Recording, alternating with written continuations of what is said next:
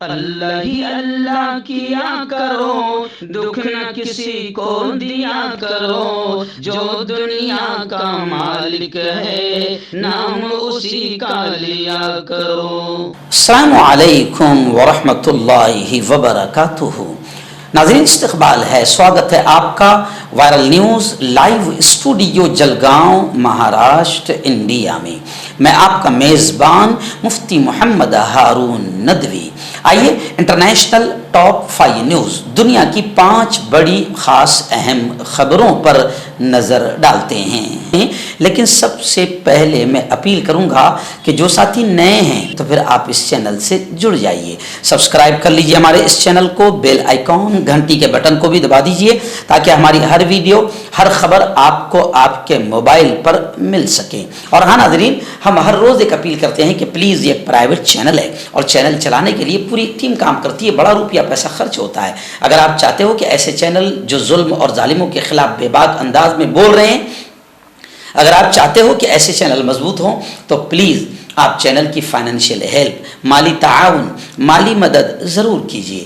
Screen پر آپ نظر ڈالیں، ہمارے چینل کا بینک اکاؤنٹ نمبر بھی دیا گیا ہے، اور اگر آپ آن لائن پیسہ بھیج کر مدد کرنا چاہتے ہیں تو گوگل پے، فون پے اور پے ٹی ایم تینوں کا ایک ہی نمبر ہے 9637541786۔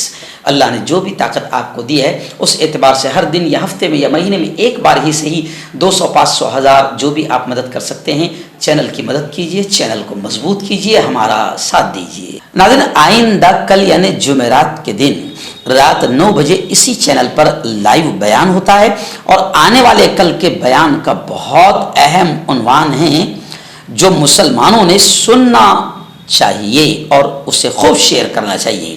کل کا عنوان رہے گا ہمارا بیان کا، لائیو بیان کا، اگر اب بھی نہ سدھرے تو۔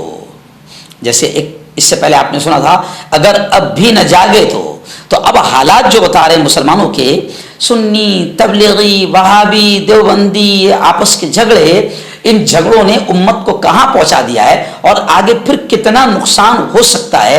تو آئندہ کل یہ مسلمانوں کے نا اتفاقی، یہ انتشار، یہ آپسی جھگڑوں کو لے کر بہت اہم بیان ہوگا جس کا عنوان ہے اگر اب بھی نہ سدھرے تو آئندہ کل رات 9 بجے اسی چینل پر اس بیان کو لائیو ضرور سنیں۔ ناظرین، پہلی بڑی افسوسناک خبر بیت المقدس سے آ رہی ہے، مقبوضہ بیت المقدس فلسطین سے آ رہی ہے، جہاں اسرائیلی اور یہودی آتنکوادیوں نے یہودی تہوار کے نام پر یعنی عید العریش کے نام پر تیسرے روز 1000 آباد کاروں نے مسجد اقصی پر حملہ کر دیا، دھاوا بول دیا۔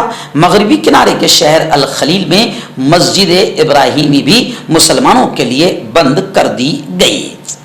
میں آپ کو بتاؤں کہ یہ یہودیوں اور اسرائیلیوں کے ظلم اور ان کے آتنکواد کو انٹرنیشنل میڈیا یا ہمارے یہاں کے ملک کا نیشنل میڈیا بیان نہیں کرتا ہے۔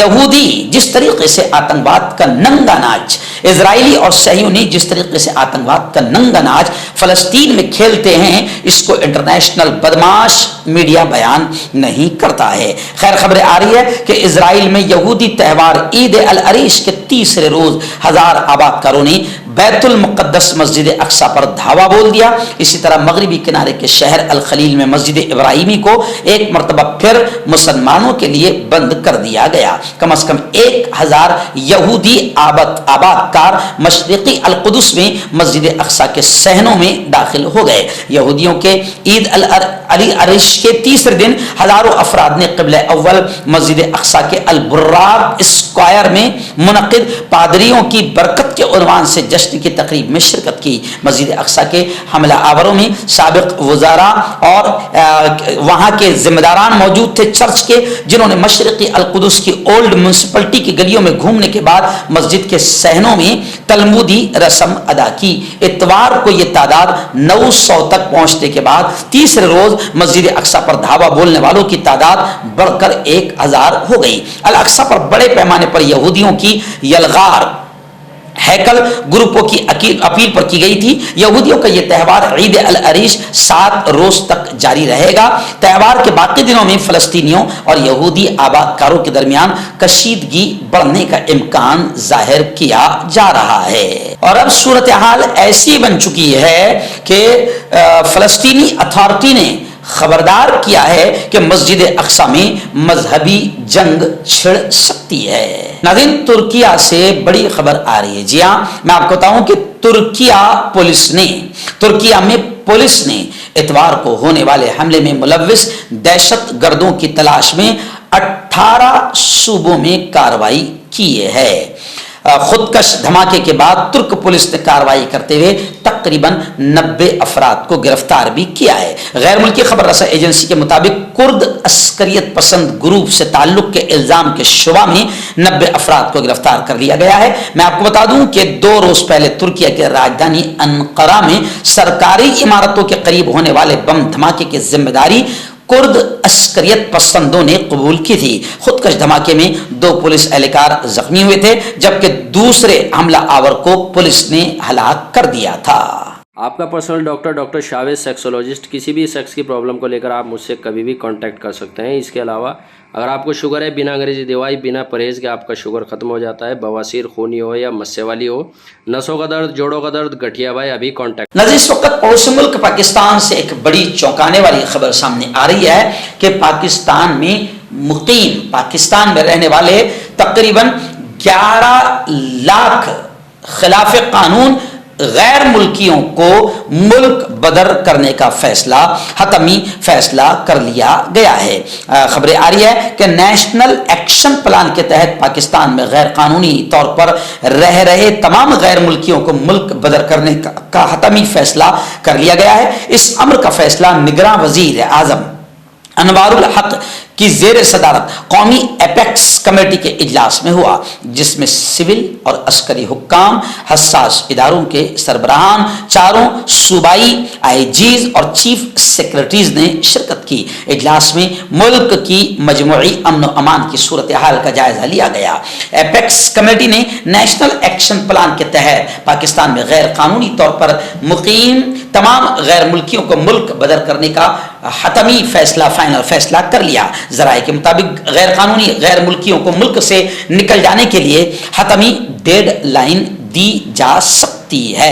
तमाम गैर मुल्की मुतवक्के डेडलाइन तक तमाम असासे फरोख्त करने और अपने वतन वापसी के पाबंद होंगे।